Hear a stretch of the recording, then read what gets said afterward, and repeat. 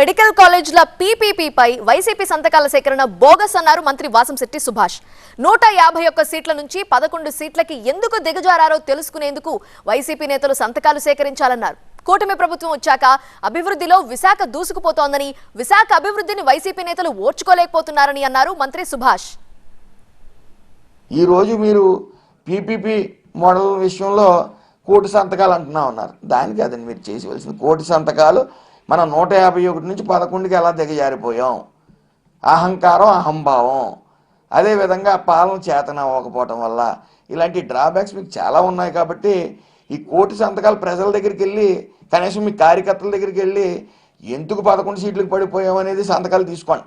20 లక్షల ఉద్యోగాలు సాధ్యమా అంటూ కూడా మరి వైసీపీ అనేక అవాకులు చవాకులు పేలారు. అందులో భాగంగా ఈరోజు విశాఖపట్నాన్ని అత్యంత వేగంగా అభివృద్ధి విషయంలో దూసుకుపోతూ ఉంది.